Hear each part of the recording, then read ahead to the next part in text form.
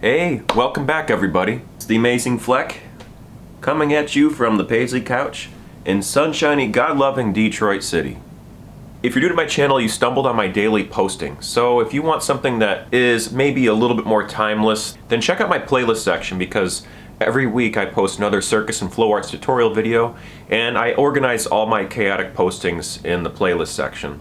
So check it out, you might find something that works for you.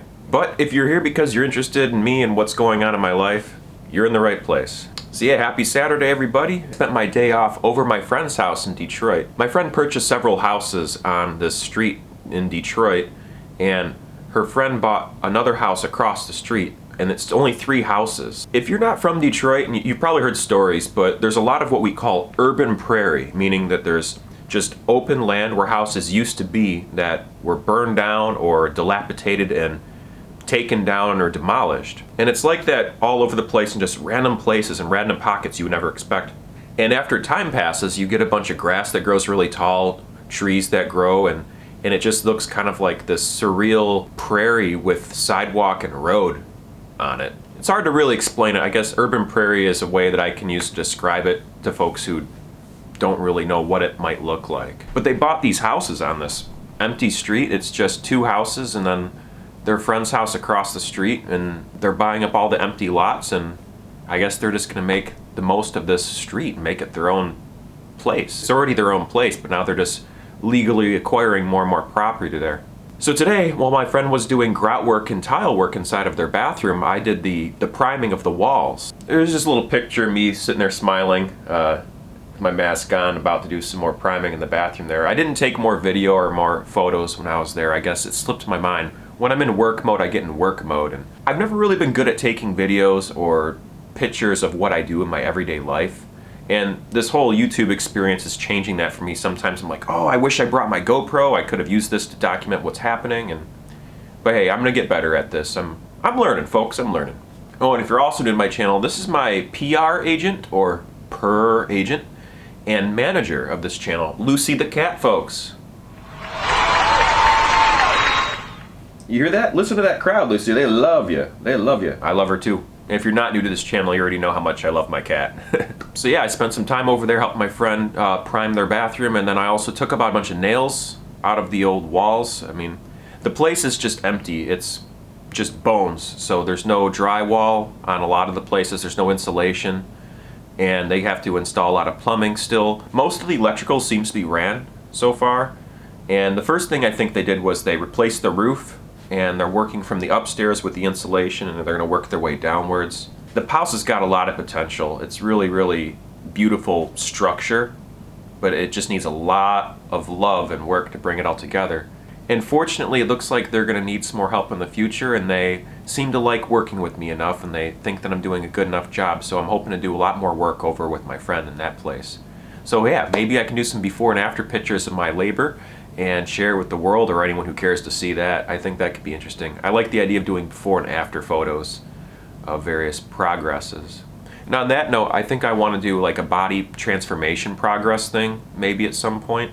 I did my video on body image like a couple of weeks ago, last month, and it just shows me in my restroom without my shirt on, just relaxing my gut and just relaxing my posture and just all that sort of thing. I want to spend more time doing a structured exercise regimen. I'm not a champion of health. I talk about health a lot on this channel, or I have been at least lately, because it's on my mind more often than health is the #1 thing. It's what real wealth is.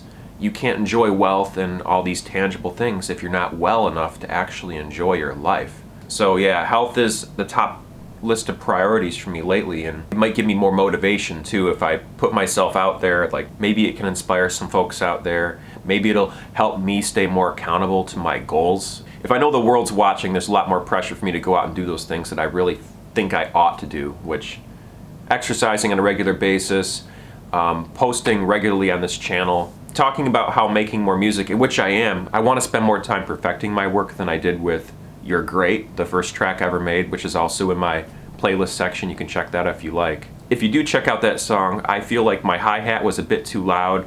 I didn't spend enough time creating more variety with the melody. The melody was a little bit too repetitive. I needed some more rising and falling action with it, and it lacked bass. It didn't have much on the low end at all. But you live, you learn. I'm glad I put it out there, because if I didn't put it out there, I would have been too shy to share it with my musician friends. And because it was out there for the whole world to see, gave that link to all my musician friends all in one go, like within a couple-day period.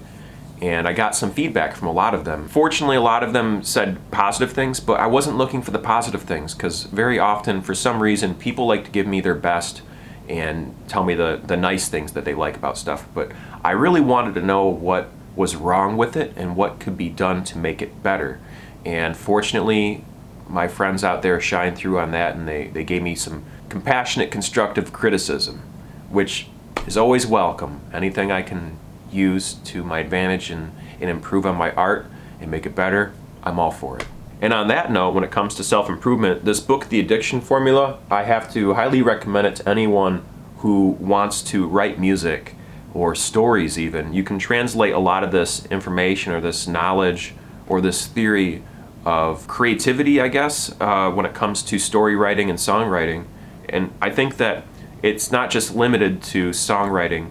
You can transpose and translate the theory to other things. So yeah, Kate Nix, thanks again for this this book recommendation. I'll be getting through the rest of it in good time. But yeah, I think that just about wraps it up for today with this video. Thanks everyone for watching to the very end. I know I have a lot to say and I'm all over the place, but that's what tomorrow's for. I can say more things to you then. So thanks very much for coming by, everyone, and as always, remember to keep safe, be well, stay humble, and peace.